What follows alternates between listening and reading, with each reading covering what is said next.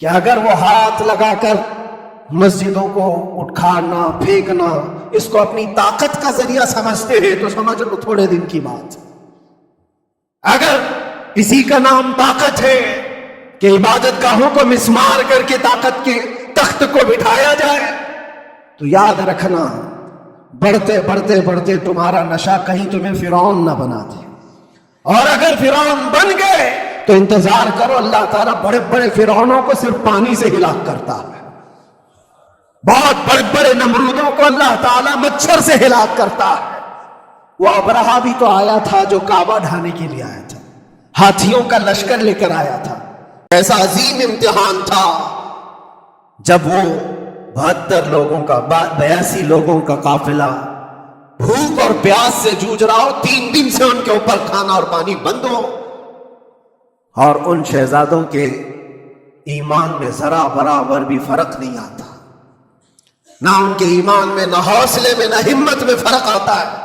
3 دن کے بھوکے اور پیاسے باطل سے نپٹنے کے لیے کس طرح سے کمر بستہ ہے. یہاں تک کہ بھوک کی شدت ایسی تھی کلیجہ منہ کو آیا ہے. 6 ماہ کا بچہ بھی روتے روتے زبان جس کی سوکھ گئی ہو.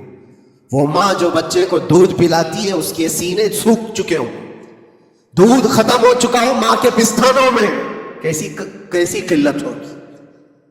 پانی کا ایک قطرہ ان کے گھر تک نہیں پہنچ پاتا. ماں اپنے بچے کو دودھ نہیں پلا سکتی تھی.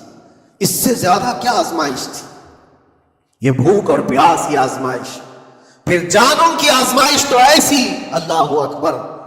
56 سال کی عمر کا وہ شہزادہ عالی وقار، سیدہ کائنات فاطمۃ الزہرا کا نور نظر، امام عالی مقام سید الشہداء امام حسین رضی اللہ تعالیٰ، جب میدان کربلا میں لاشوں کو اٹھاتے تھے، کتنی لاشیں اٹھائی، کبھی بیٹے کی، کبھی بھتیجے کی، کبھی بھانجے کی، کبھی بھائیوں کی، کبھی عزیزوں کی.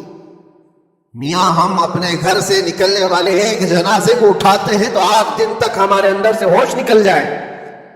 کوئی اپنے بچے کو اپنے ہاتھوں سے دفن کر کے دیکھے پھر کیفیت پتہ چلتی.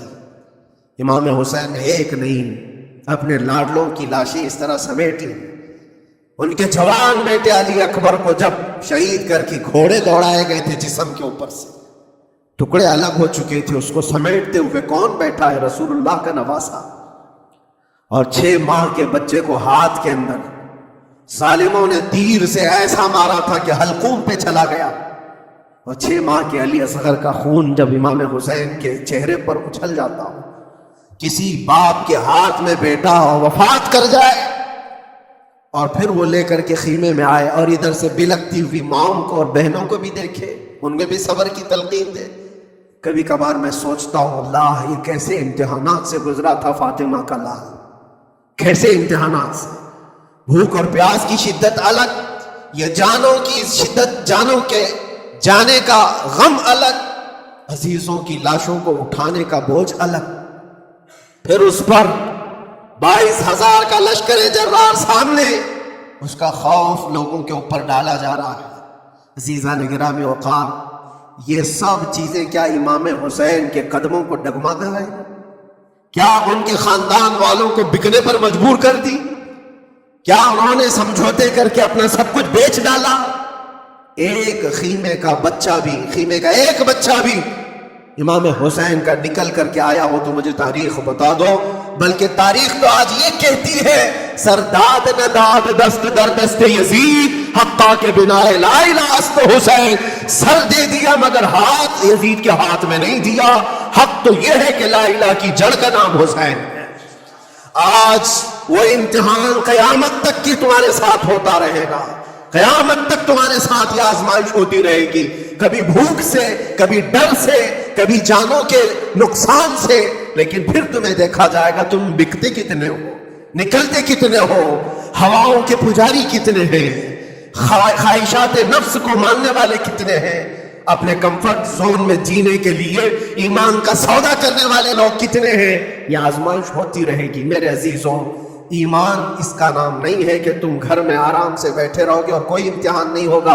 امتحان تو ہوگا، آزمائش تو ہوگی.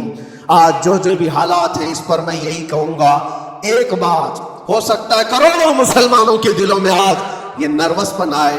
اتنے برے حالات ہوتے ہیں. اللہ ہمارے ساتھ ہے یا نہیں؟ اللہ ہمارے ساتھ ہے. ایمان ہمارا صحیح ہے یا نہیں؟ اسلام صحیح ہے یا نہیں؟ یہ شک بھی شیطان تمہارے دل میں ڈالتا ہے. کبھی تمہارے اوپر مصیبتوں کے پہاڑ ٹوٹ جائے تو شک ڈالتا ہے شیطان تاکہ تمہارا ایمان ڈگمگا جائے. میرے عزیزو، مسلمان ہونے کا مطلب یہ نہیں ہے کہ تم صرف محلات میں جیو گے اور تخت و تاج کے مالک ہی رہو گے. ایسا نہیں ہے. ایمان والوں کو احد میں 70 جانیں بھی دینی پڑی. بدر میں ان کے ساتھ جو معاملات ہوئے ہیں، فتح اگرچہ بدر میں ہوئی لیکن جنگ احد کا اگر منظر دیکھو گے، اللہ اکبر. وہ رسول پاک صلی اللہ تعالی علیہ وسلم کے شہدائی صحابہ جب احد کے میدان میں کھڑے تھے، 70 صحابہ کی ایسے جانیں گئی ہیں. اگر میں تفصیل بتاؤں تو بہت لمبا وقت ہوگا. ایک صحابی ہے حضرت انس بن نزیر، پورے جسم میں ایک انگلی کے علاوہ کچھ نہیں ملا. کچھ نہیں ملا. شہادت کی ایک انگلی سے ان کو پہچانا گیا. حضرت سعد بن ربیع، یہ ایسے صحابی ہیں جن کا پیٹ پورا پھاڑ دیا گیا تھا اور 12 نیزے مارے گئے تھے. وہ سید الشہداء امیر حمزہ بھی تو اسی احد کے میدان میں شہید ہوئے، جن کو بھالے سے مارا گیا اور چیر کر کے ان کا کلیجہ چبایا گیا تھا. عبداللہ بن جہش اسی میدان میں انتقال کیے ہیں، جن کے جسم کے 80 ٹکڑے کر دیے گئے تھے اور ہر ٹکڑے کا ہار بنا کر ظالموں نے پہنا تھا. ہار بنا لیا تھا جسموں کے. یہ سارے منظر احد کے میدان میں ہوئے. اور کون سے ایمان والے؟ وہ رسول اللہ کی ابتدا میں نماز پڑھنے والے، حضور پاک کے چہرے انور کو دیکھنے والے. جب ان کے ساتھ یہ آزمائشیں ہو سکتی ہیں تو ہم کون سی گاجر مولی؟ ہمارے ساتھ بھی آزمائشیں ہوں گی. جس کا جیسا ایمان ہوگا ویسا وہ امتحان بھی دے گا، اسی امتحان سے وہ گزارا جائے گا. مگر میں آج کروڑوں مسلمانوں کے دلوں کے بارے میں یہ بات کہنا چاہتا ہوں کہ اگر نروس پن ہے کہ یہ حالات ایسے کیوں ہیں؟ حالات ہر زمانے میں ہوتے رہیں گے. ستیزہ کار رہا ہے ازل سے تا امروز. شرار ابولہبی سے چراغ مصطفی، یہ ہماری تاریخ ہے. یہ تاریخ ہے میرے عزیزوں. اللہ تعالیٰ قرآن میں فرماتا ہے تِلْكَ الْأَيَّامُ نُدَاوِلُهَا بَيْنَ النَّاسِ. یہ دن ہے جو ہم لوگوں کے درمیان پلٹتے رہتے ہیں. کبھی تم بادشاہ بنو گے، کبھی فقیر بن جاؤ گے. اور آج جو تخت پر ہے ہو سکتا ہے وہ کل ڈگر ڈگر گھوم رہے ہو. آج جن کو طاقت کا نشہ ہے ہو سکتا ہے وہ بھیک مانگنے پر بھی مجبور ہو جائے. لیکن ایک بات یاد رکھنا، نروس پن اپنے دل میں آنے نہ پائے. ان حالات سے دیکھ کر کے گھبرا نہ جانا. ایمان تمہارا سچا ہے، اللہ کل بھی تمہارے ساتھ، آج بھی تمہارے ساتھ. بس تمہاری عبادت میں فرق آنے نہ پائے، تمہارے سجدوں میں کمی ہونے نہ پائے، تمہارے ایمان میں تزلزل آنے نہ پائے. اللہ ایک ہے تو ایک ہے، اللہ سچا ہے تو سچا ہے. میں نے اللہ کو نہیں دیکھا لیکن اللہ پر ایمان ضرور ہے.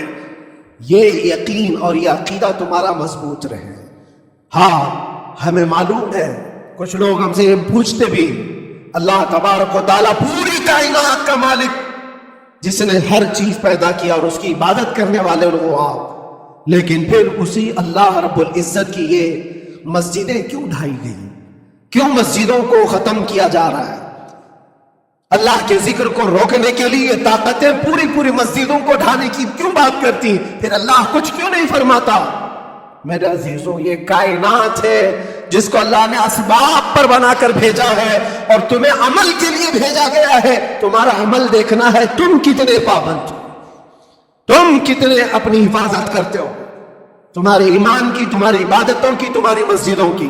تم مسجدیں خالی کر کے گھوم رہے ہو، فجر کی نماز میں اپنے گھروں پر سوئے ہو اور پھر اللہ کے گھروں کی حفاظت کی بات کر رہے ہو کہ مسجدیں ڈھائی جا رہی، مسجدوں پر آکرمن ہوتا ہے. یہ ساری باتیں کیوں؟ تم جب ان صفوں کو خالی کر دو گے، یہ مسجدیں چیخ چیخ کر پکارتی اللہ کی بارگاہ میں. پل بھر میں بنا لی، شب بھر میں بنا لی مسجد تو ایمان کی حرارت والوں نے. من اپنا پرانا پاپی تھا، بچپن سے نمازی بن نہ سکے. مسجدیں بڑی بڑی شاندار بنا لینا اور اس کو آباد نہ کرنا، یہ بھی تو ظلم ہے. آپ ان مسجدوں کی حفاظت کی جو بات کر رہے ہیں، ان مسجدوں کی حفاظت صرف کمیٹیاں بنانے سے نہیں ہوتی، نمازوں سے ہوتی ہے.